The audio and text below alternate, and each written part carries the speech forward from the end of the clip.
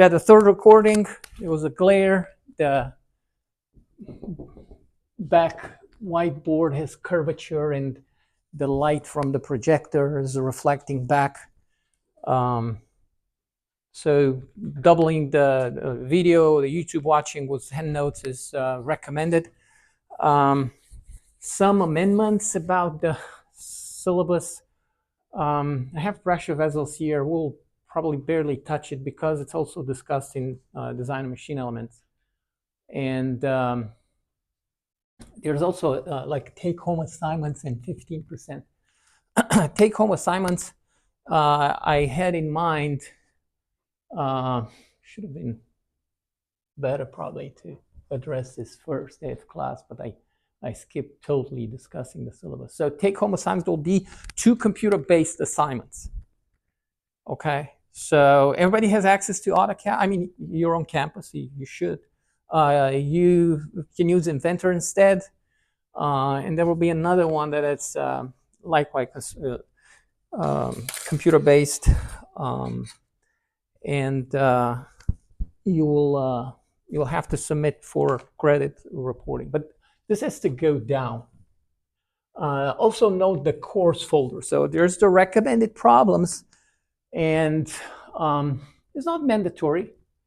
I mean, you may very well rely just on or not have problems that are fully solved and just go over them and, oh, I have a sense of how this is solved. But 1 or 2 of them per subject, you want to try it with numbers, that is going in depth, not just looking at them and see how, or if you have a sense of how they can be solved. So I need to move this down.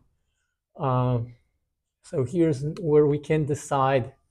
Everybody's here? Yes, 6 people. So if you want to make this, so instead of, optional, we have it mandatory, move this to 15. So if you can present the course folder of problems that you tried yourself. And it's more like or qualitative, you know what I'm saying?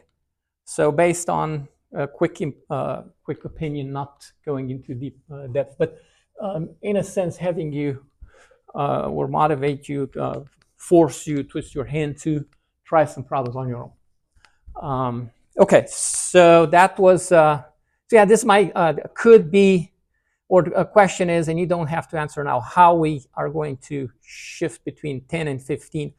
How is professionalism calculated? Usually it's 100% for, or full credit for, unless it happens regular semester, they miss classes. And when they come, they take over. I had a student who was, missing classes, but then when he was present, I knew he was there because he was slowing me down, asking irrelevant questions, even misbehaving. That was one student I remember in the last 5 years. Okay, so let me know. And this can be, any time before I report the grades. All right, so let's move to the chapter.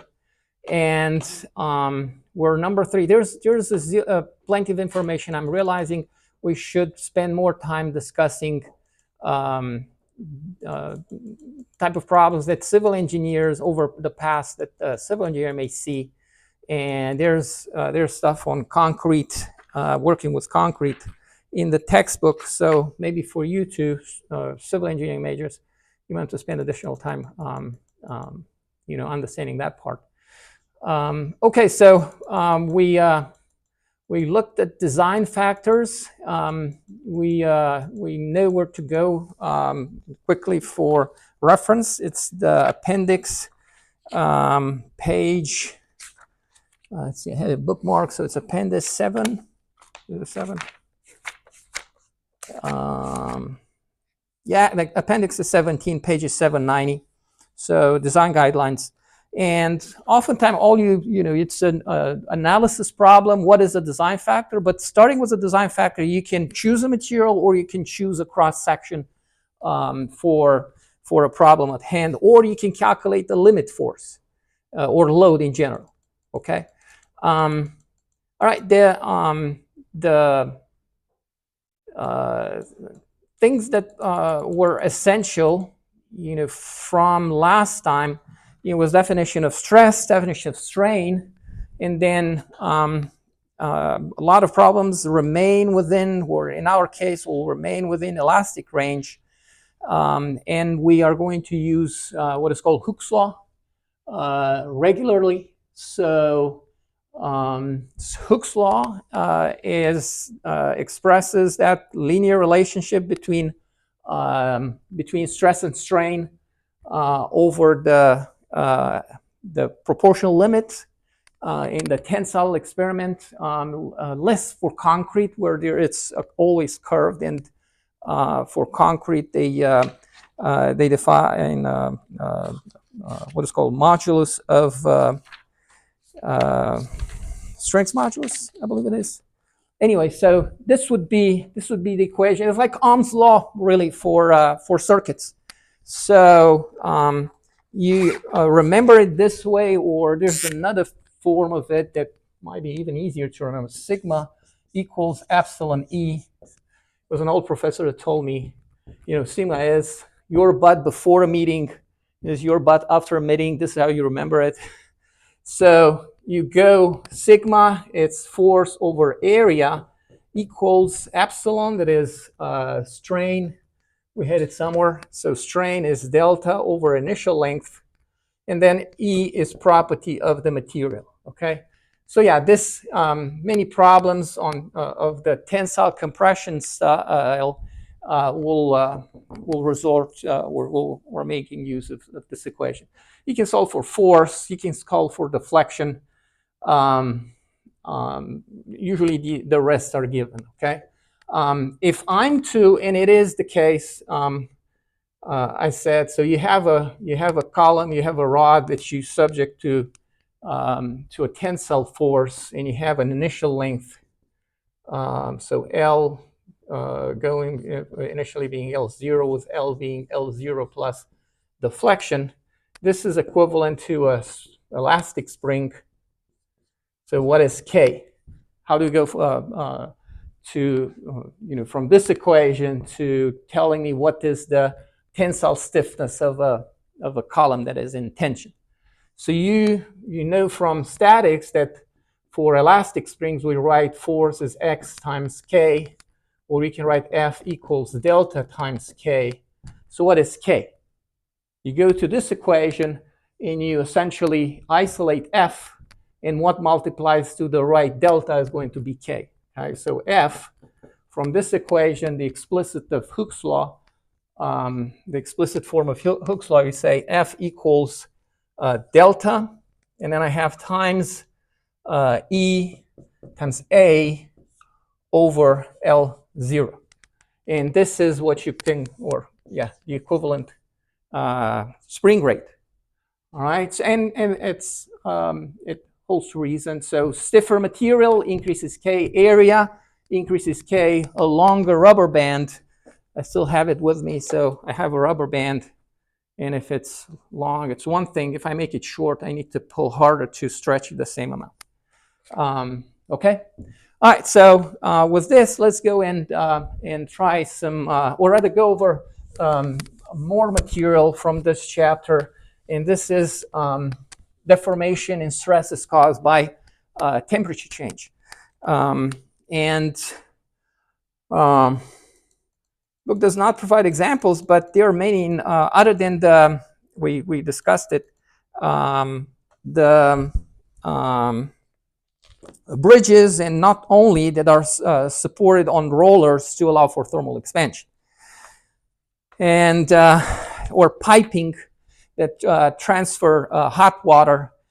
They have loops from place to place to allow for thermal expansion. You don't want to buckle that column. It's restrained at ends, but maybe you have a 6-story building and a third floor, you have that loop to allow for the pipe to essentially deflect the loop and not get it irregularly constrained. Okay, so you may know this from other classes, from Physics 1 or maybe from high school. So the change of length of a constant cross-section rod of some material for which Alpha is defined coefficient of thermal expansion. So change of length is that coefficient of thermal expansion multiplied by initial length multiplied by the temperature change. Okay. Usually you go from room temperature to some elevated temperature, or could go the other way. And the coefficient of thermal expansion varies with materials, yes. You have some values here for both. Units are 1 over Fahrenheit or 1 over Celsius, with some materials having higher than others coefficient of thermal expansion. So their application where you want the change in geometrical change with temperature to be a minimum, like precision instruments. That was an issue with mechanical clocks, and you still have them around, and or any instruments that have moving parts. Okay. All right. So, and the list continues for non-ferrous and for plastics. Now, if you have a column of some sort, it could be not just round bar, it could be tubular or other cross section, but it's assumed constant, unless or if not, we can divide it into sections and analyze them individually. So if you restrain the thermal expansion, you get stresses, as if you were to compress the column, the rod. And we can calculate that stress, so really you know the material, you know how much it would expand freely, and then you push it back to shape, and the amount of the thermal expansion is the deflection that goes into calculating epsilon. So epsilon will be thermal expansion divided by initial length. That's the strain due to thermal expansion. And if that's constrained from the beginning, you can calculate the stress applying Hooke's law. We assume that, that we are saying within, and these are small, thermal expansion. I shouldn't say for like for railroads being so long, you have a significant amount of dimensional change. And in hot days, we can look up photographs, the rail tracks going, off being parallel. Okay, so we can calculate the corresponding stress, and we can test whether yielding, say, may occur, or any plastic permanent deformation can occur. All right. So here's an example, and again, the constrainers may not start. So you have room temperature. There's a gap. This expands due to temperature increase. It closes the gap, and then only then the stress develops because of the continuous change in length for the heated piece. We can have systems consisting of multiple. There are a number of problems. So here shows the example of a tubular column, a pipe with concrete to the inside, and these would be like two materials, like having two springs in parallel, as we discussed very first day of class. That's why I went over that little piece of review from statics. Okay. Stress concentrators. We looked at one, photoelasticity. That was chapter 1, was black and white. I pulled one that was in color from the internet. So when you have transitions, and this is for tensile loading, but you can have, instead of a step and with a fillet, you can have a rod, round, could be with a hole, or could be a rectangular piece with a hole, or could be a pin in a hole. That's also, there's appendices that allows you to estimate the peak stress in this area. If you remember from photoelasticity figures, there's the area of where the stress peaks, and to compensate, elsewhere the stress is below the nominal stress. And that can be an issue because you yield locally the material. Tensile stressing is worse than compressive stress.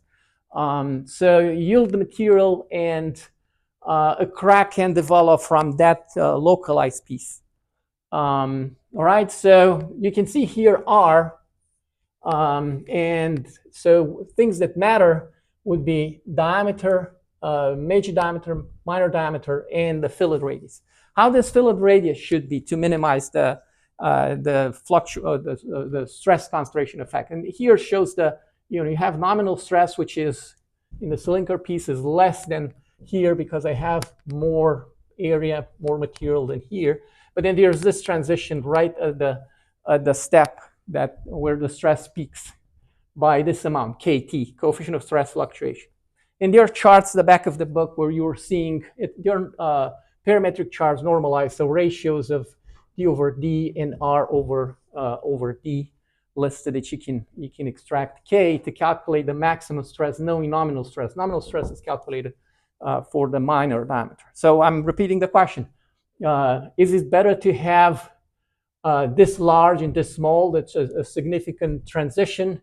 And then I can undo or reduce the effect or increase it by changing R. So R should be generous and the step should be small, or what is your feeling?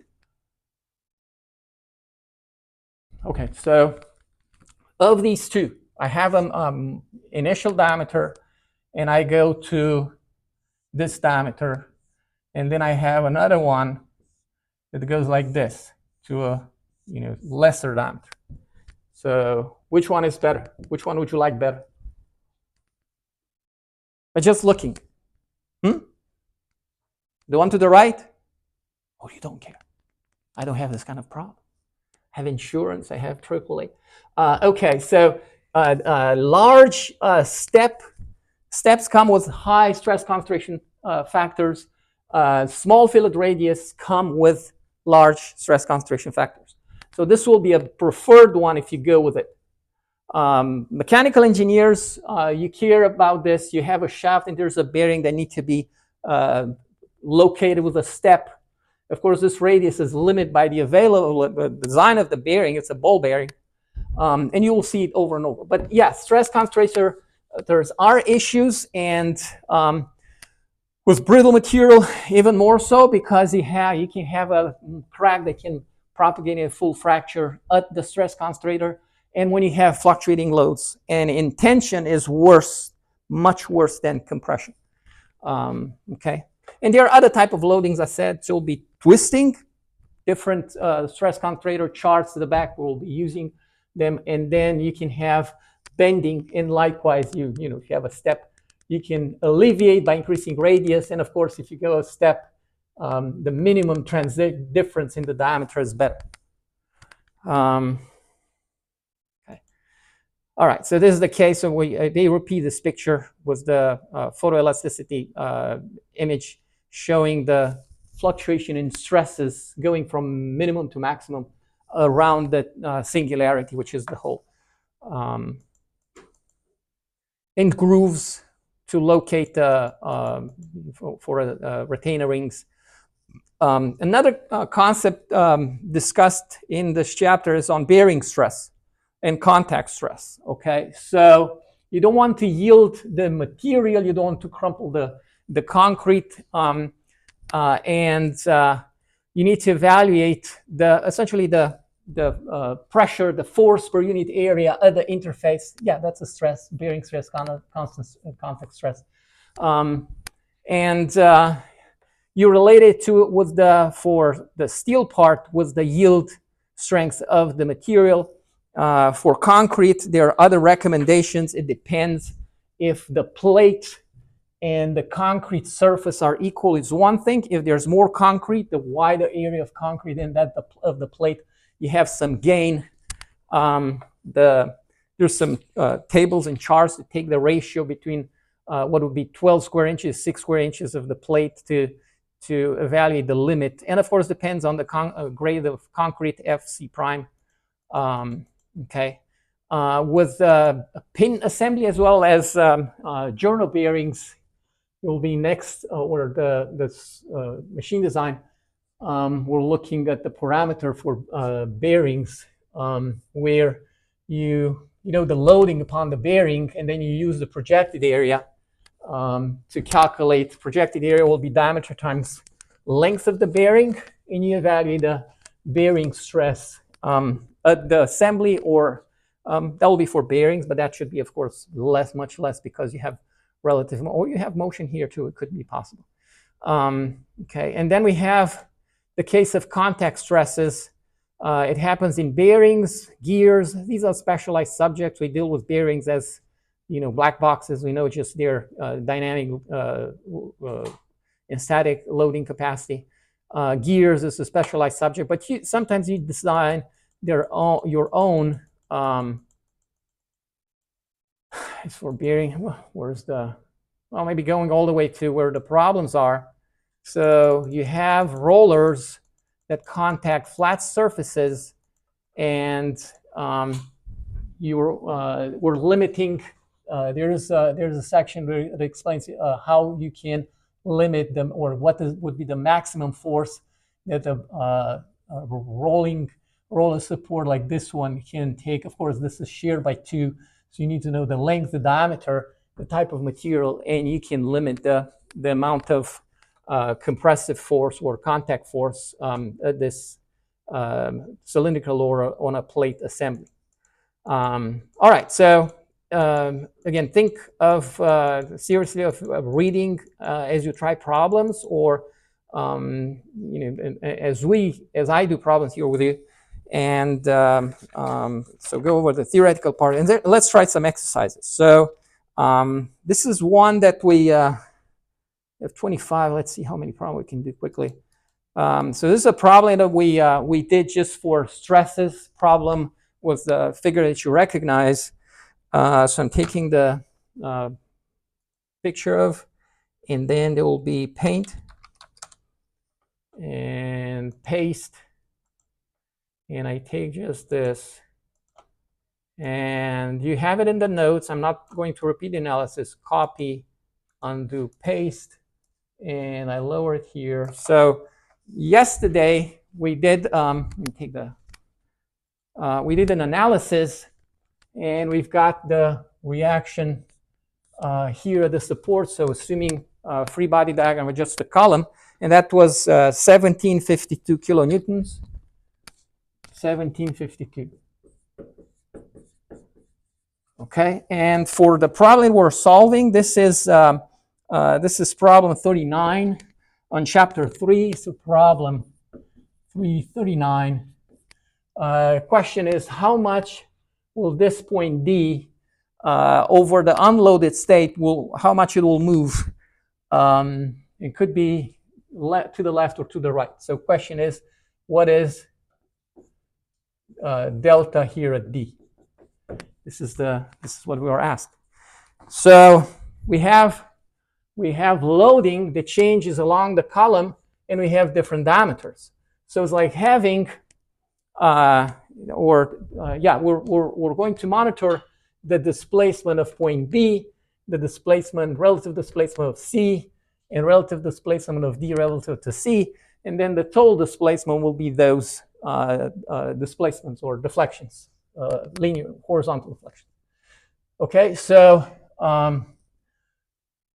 like I said, we have the first section between A and B. So A and B, and this is subject to a compressive force of 17.52 kilonewtons. 1752 kilonewtons. We have the portion, the piece from B to C, and this one, B to C, same diameter. This one is so once you move past point B, you have this this other force. So forces from B to C is going to be loaded by these two forces, which would be, so again, I have B to C. And what is this force equal to? Will be the sum of these two. So 1232 plus 652, or rather 65, that's 2197. So 2197 kilonewton, 2197 kilonewtons. And then I have the piece from C to D, and this one, it's going to be loaded.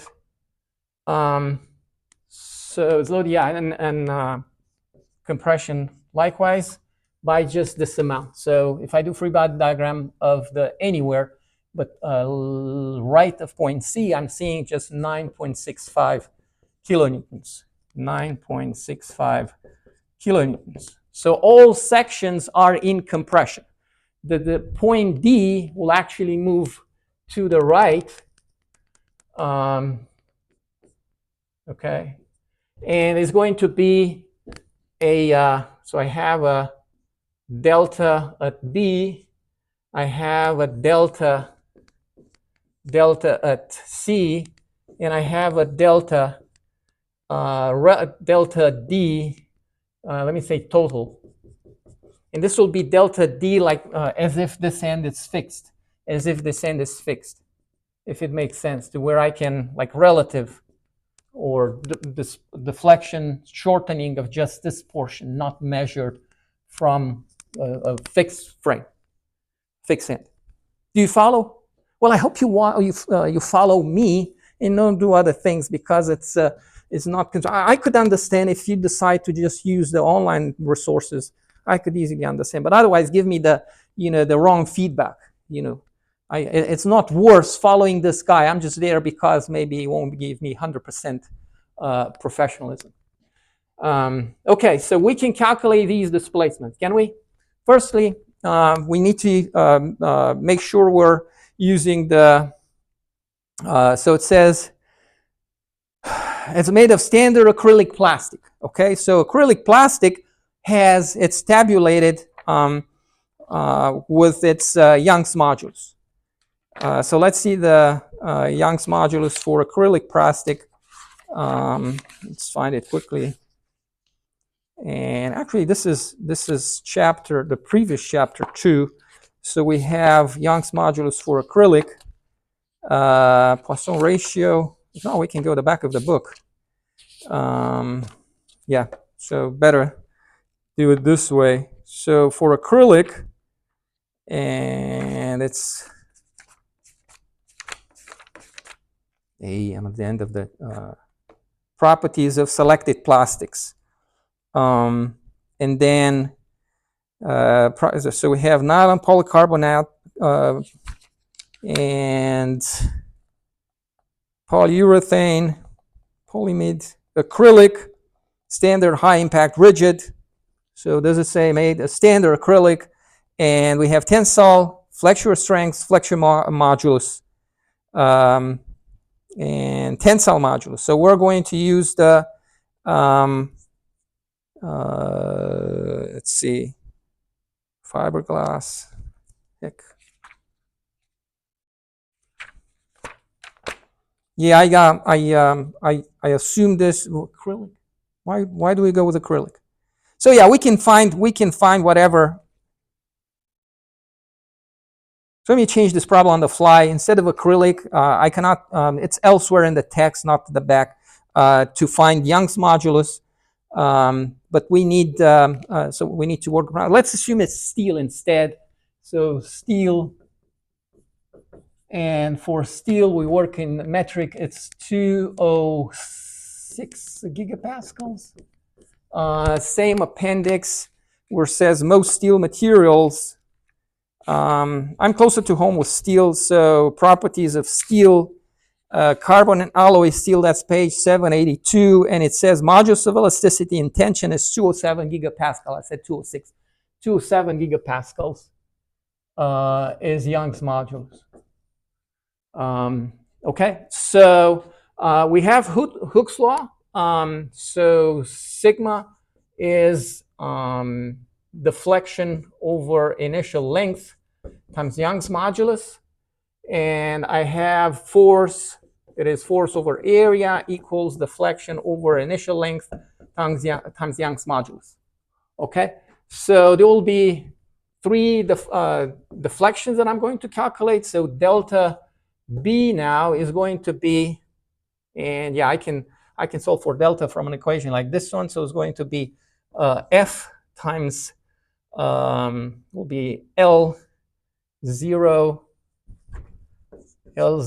so delta. F times L0 over A over E. Okay, so the respective force, I can call this FAB. And this is going to be FAB now. So it's going and L0 of AB. So I have FAB 17,520. We work in kilonewtons. I put a kilogram here, wrong. Kilonewton. And then L, we work in millimeters. So there's 80 millimeters over A area. We'll repeat it for B and C, will be the same area. Pi diameter, that is 25 squared over 4. And then Young's modulus, we remember we work with megapascals, millimeter in newtons, so it will be 207 times 10 to the power 3 megapascals. Was it clear what I did? What is the L? You said LOP. I said L. Okay, so L0 initial length of length AB. And this is going to be it. So L0AB. This is L0 initial before the load is applied. L0 of BC. And then L0 of CD. Okay. This is force over section AB. This is force over section BC. And this is force over section CD. Okay, force over section CD equals. Is it clear what we did? Yes, but going back to the book and referencing the table, what page was it? The what? You said the table. For Young's modulus? Yeah. So again, the problem talks acrylic. I switched to steel. And it might be even like this type of loading. I mean, these are in the ton force of loads. So I went to properties of carbon steel on the appendix. Acrylic did not have Young's modulus there, is in the text somewhere. So if you go to page carbon alloy steel, that's page 782, and you read the footnote. So go to page 792 and read the footnote.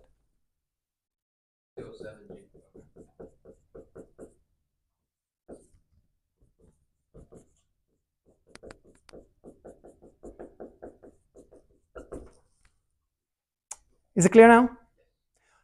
So this is a generic value. Structural steel is only 200 gigapascals. They might vary, but yeah, this is what we're using. Anyway, so we can calculate value for this one, delta, that is deflection, relative deflection of just section BC. So that was, or of point B of C, relative deflection will be FBC times L0 of BC over area BC or AB in BC, and Young's modulus is the same. So we have what? We have 21, 970, and then the length is 100 millimeters. Same area, pi 25 square over 4 times 207 times 10 to the power 3.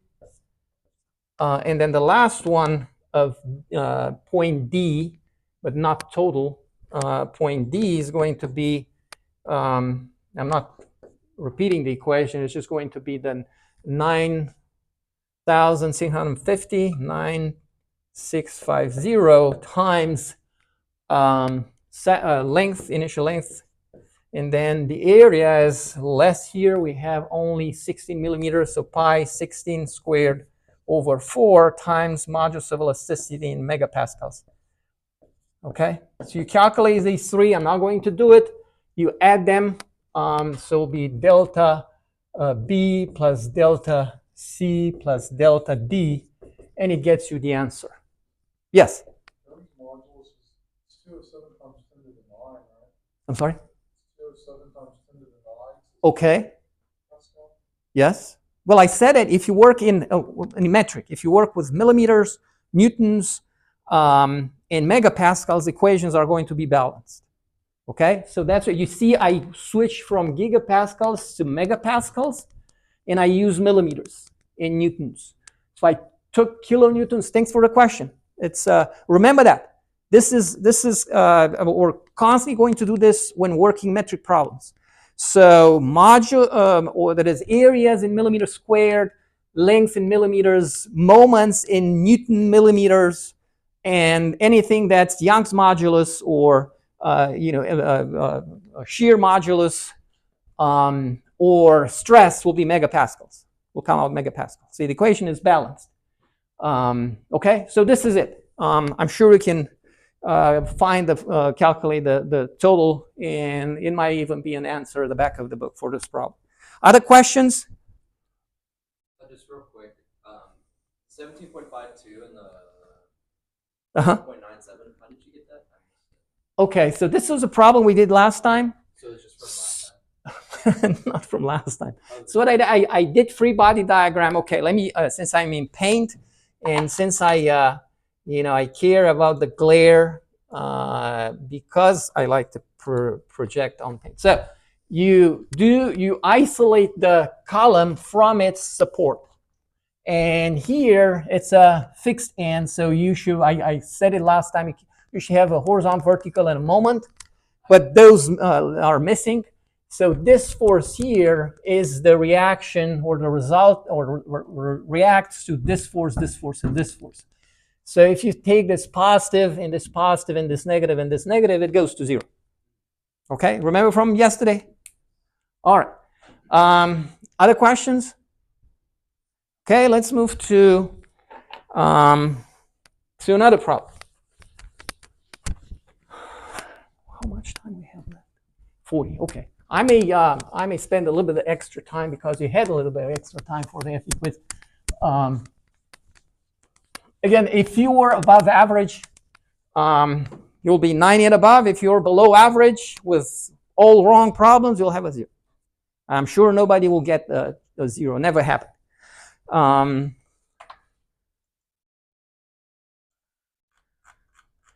Okay, let's just contemplate this problem here. So it says, what is the, this is problem, what problem is it? Problem 46. Just looking at it to see what the approach would be. So first we were given the material for the vertical section. It's squared, and it says how much the bar AB will elongate under the effect of this force. This assumes stiff. There's a pin joint. You have a pin joint. How do we calculate the change in length of this section? And does it say how long it is? Yeah, it's 1.25 meter long and made of aluminum. And it's 61 T6. This is a cast aluminum. So how do we solve this problem here? What is going to be delta?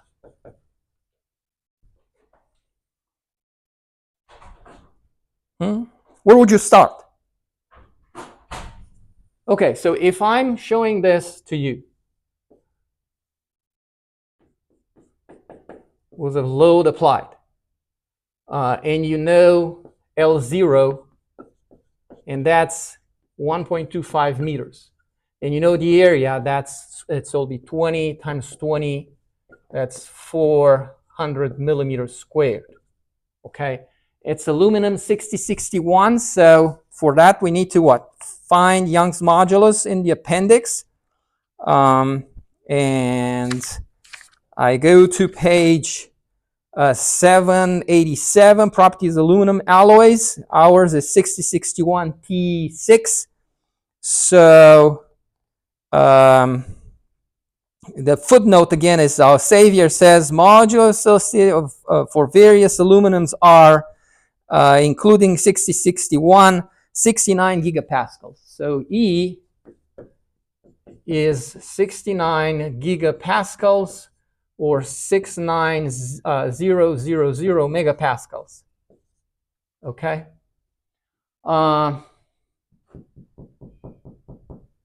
So this is previous, one of the portions of the previous problems with a force FB. What is force FB?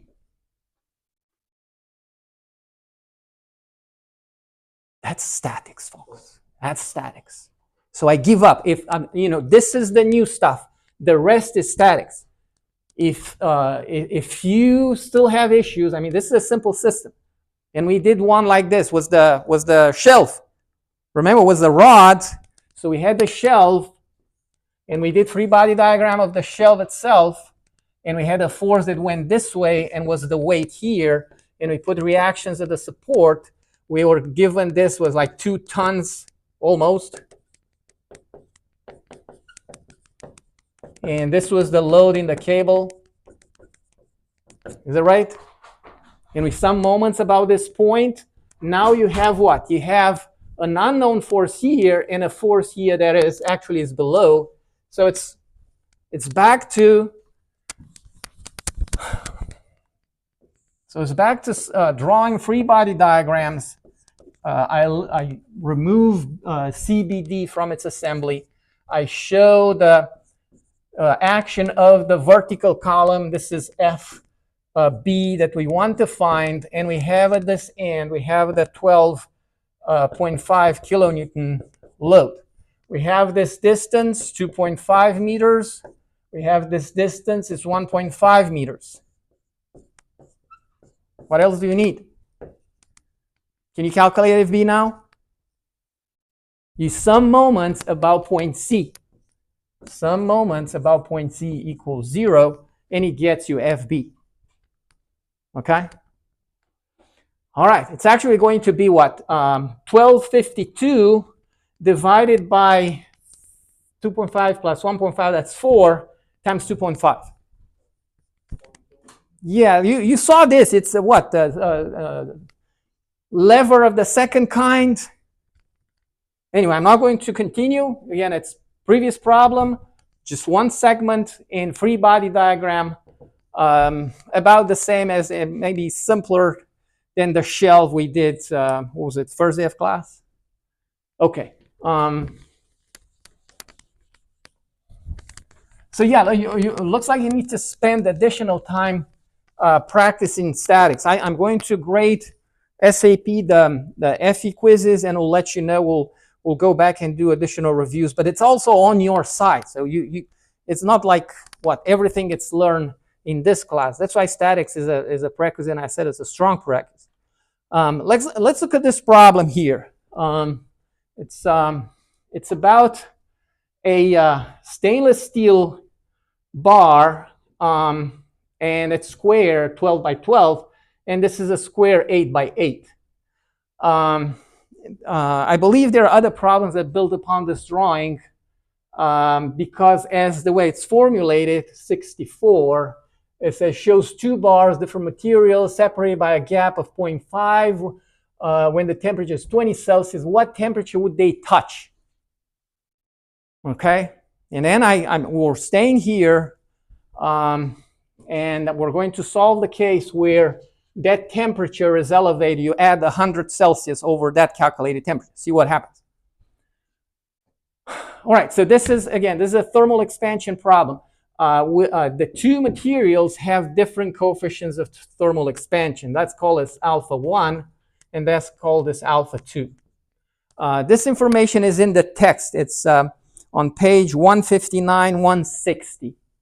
So the pages of the text. And I said 59. So if you have the book, go to that page, and it says coefficient of thermal expansion for some metals, plate, glass, wood, and concrete. So the first one is SI 430. Okay, stainless steel. Actually, stainless is on the next page. No. I had it extracted earlier. So structural stainless steel. Okay, SAE. Oh, you know what it is? they, this is from the, do you still have that yellow book, or you've got the new one? I need to learn your names at some point. No, I returned it. So you are? Roman. Roman. Okay, Roman. So here it should have been SAE. They haven't updated the figure, but they did the tables. Again, the new organization taking care of steel designation is now SAE. So this is the stainless steel 430, and it's second listed, and the coefficient of thermal expansion for 460, it's 10.4 times 10 to the power 6, 10.4 times 10 to the power negative 6, 1 over Celsius degrees. For brass, is it brass? Yeah, brass, C36,000. The coefficient of thermal expansion is almost double. It's 20.5 times 10 to negative 6, 1 over Celsius. Okay, again, this is from the table 3.4. So table 3.4. Okay. All right, so we have a temperature increase that we don't know, but we know that and it results in thermal expansion of the two. They have different length, different coefficient of thermal expansions to begin with. But the sum of the thermal expansions or length increases to temperature change is going to add up to 0.5 millimeter. Correct? So we write delta of 1 plus delta of 2 equals 0.5 millimeters. What is delta 1? It's just going to be, so I call this L1 or L01, and this is L02. So for the first one is going to be, remember, delta is coefficient of thermal expansion alpha times L0 times delta T. That's the general equation. It's equation 310. So equation 310, which we contemplated earlier. So I'm repeating this equation 310 for the stainless steel. So I have alpha 1 times L01 times the same delta T. The other, the brass will expand probably more, even if it's shorter length, because of the double coefficient of thermal expansion. It will be alpha 2 times L02 times the same delta T. Okay, so we have one equation with one unknown. Which one is the unknown? Delta T, because this is what the problem asks. So what would be the temperature, or what temperature they will touch? So really you take the 20 Celsius, you add delta T, and you report the temperature at which they touch. Is it clear? So yeah, we can put some numbers on this. So we say 10.4 times 10 to negative 6 times, remember we work on millimeters, so it'll be 2.8 times 10 to power 3 times delta T, the unknown, and then we have plus 20.5 times 10 to power negative 6 times 1.9 times 10 to power 3 times the same delta T equals 0.5. Okay? So you pull in front delta T, and you get it as 0.5 over, and I can take these two together and pull them in front, so it'll be what? 10 to negative 3, and then inside I have 10.4 times 2.8 plus 20.5 times 1.9 equals. Okay? Yes? You convert the initial lengths to millimeters and or the gap to meters. Well, I did. Can't you see this? Oh, right there. Can't you do this? I did. I'm not doing, no longer doing that kind of mistakes. Okay? Like 2 in a row. Or maybe wait to take manufacturing processes or with Mr. Carson. Yeah, he's He's more into units than in manufacturing process, I would say. Okay, so is it clear? Is this problem clear? Is it clear what we did?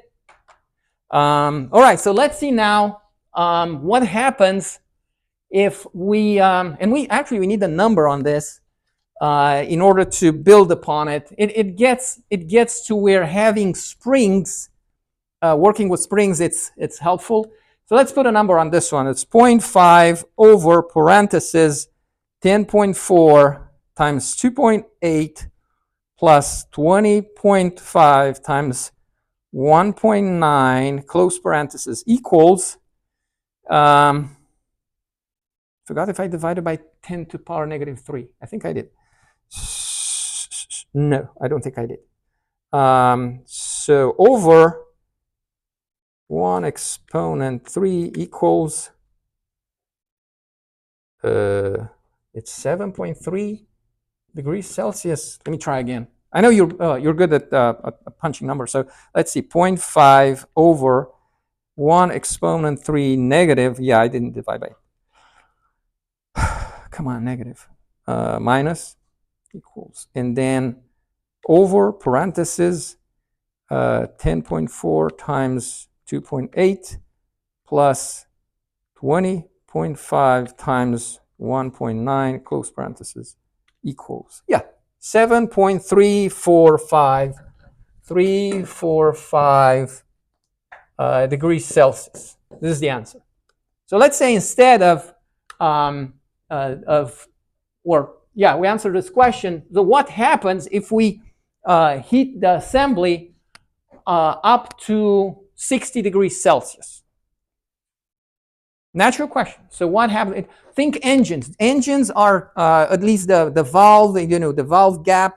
It's set at room temperature, but then in operation they reach, maybe it will be 160, 200 Fahrenheit, and that gap is closed, and you don't hear that knocking. Okay, so, and I need more space for it, and I'm going to take this print screen. Again, we stay until we finish this. Print screen and go to Paint.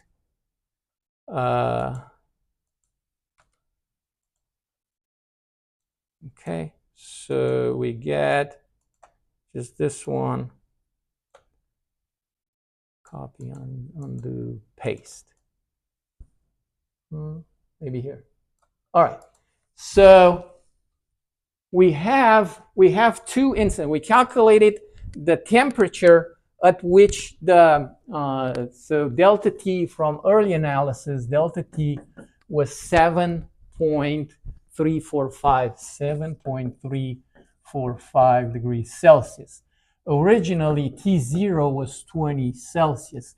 The answer to this problem is 27.345 degrees Celsius. But I'm asking, and we have the alpha 1 and alpha 2, which we're going to use. And I'm saying, what happens if instead I heat the assembly at the temperature T2, that is 60 degrees Celsius? Okay? So take it 100% serious because it's practically relevant. I tried the example with the engine. And even if it's not in the textbook, it's something that I want us to exercise, to practice. Okay, so this is where having knowledge of springs in series, in parallel, it's helpful. So it's like having one spring,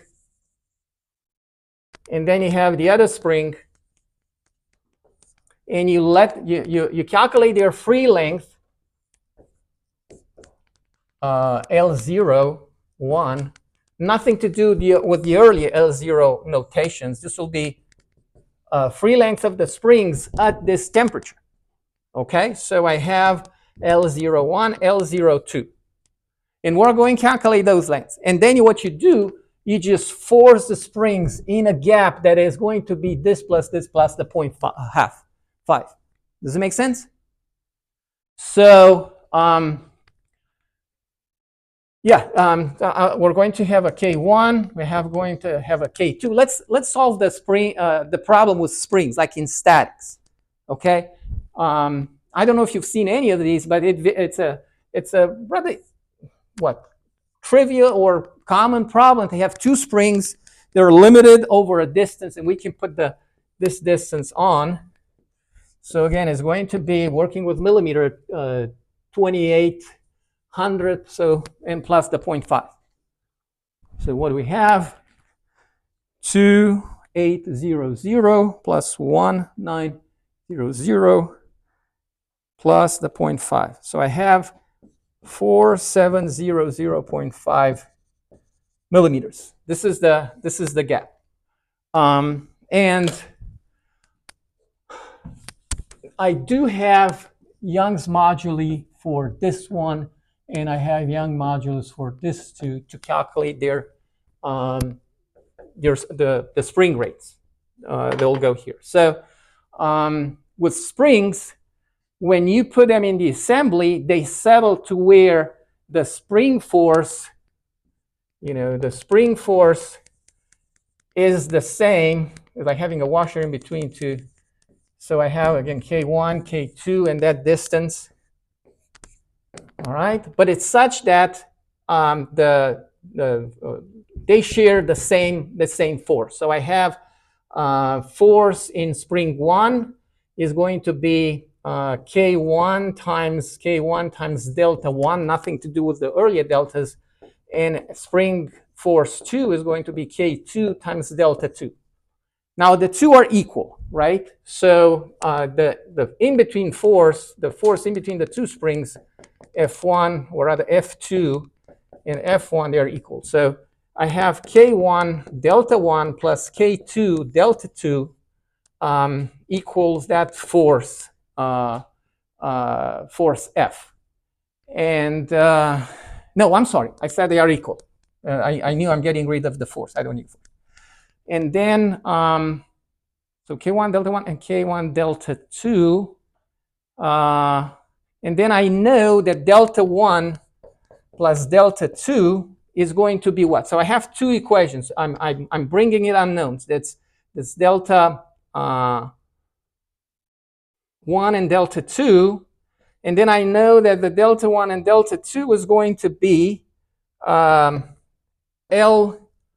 final of, or initial length of 1 plus initial length of 2 minus the distance allowed. Does it make sense? So delta 1 plus delta 2 is L, I never call this, let's call it A and B. So LAB,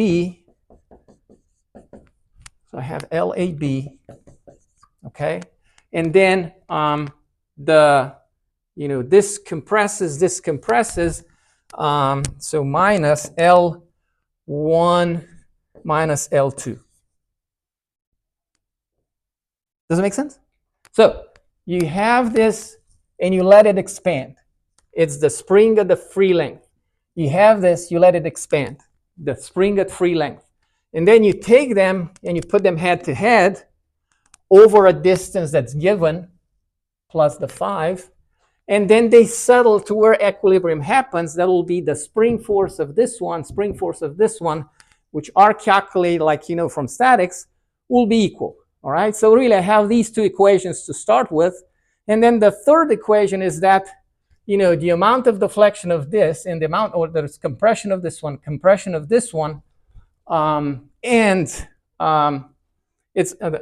going to be, like I said, length available, and subtracting free length, and then you take, you flip the equation. Yeah, I should have probably said absolute value, because this is going to be a negative value. Okay.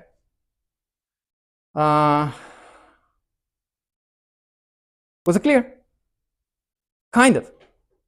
So again, I could bring two springs. I have a few in my office, and just to mimic the or show what an equivalent with springs of this problem is. So next would be to calculate to calculate the actual free length of these springs. And again, it's at 60 Celsius. So we get this as being coefficient of thermal expansion 1 times length 2800 times the delta T. So I go from 20 to 60 times 40 Celsius. And then this other one, it's going to be alpha 2 times the length 1900 times 40 degrees Celsius. Okay, so I have L1 and L2. I can calculate K1 and K2. So K1 is going to be, remember, so Young's modulus increases, area increases, length, initial length. Well, I used it already, so there will be with a star, maybe L01 with a star, L01 with a star, okay? And likewise, K2 is going to be Young's modulus for the second, the brass, times area of brass over length 0.2 for brass equals, okay? And I've got the two equations. There are problems in this chapter that deal with dissimilar materials, including there's one, and it's on the list. So again, you just, with these here, you need to find the modulus of elasticity for stainless. It's the back of the book. And for brass, at the back of the book, calculate the two constants, and you solve the problem. I started saying that there's problems. There's one that I know in the chapter where we have dual materials, a core, and then an outside tubing, and there's a difference in height between the two. You apply a load from above, and then you deflect just one of them, and then you deflect them together. It's a version of this problem, but where you have the two running in parallel, so like two springs in parallel rather than in series. Okay? So we're going to look at this one on Monday. Are we cool? It's getting serious. I mean, there's a lot of new material, and it's not even this one that is paramount, because I'm talking beam bending, shear force bending moment diagram calculation, beam deflection, the problems of torsion. But maybe more than half of this, the material for this class is on beam bending. And that's new to everybody. Other than what you did in strength, or rather statics, on area moment of inertia. You studied area moment of inertia, right? Was it explained to you? Why was that important? Okay, it was for beam bending. Actually, the book that I taught statics decades ago, it has even bending problems or concepts explained. All right, so this being said, I'm going to stop the recording. I wish you a restful weekend, and we said Wednesday to be the first. Let me close this. So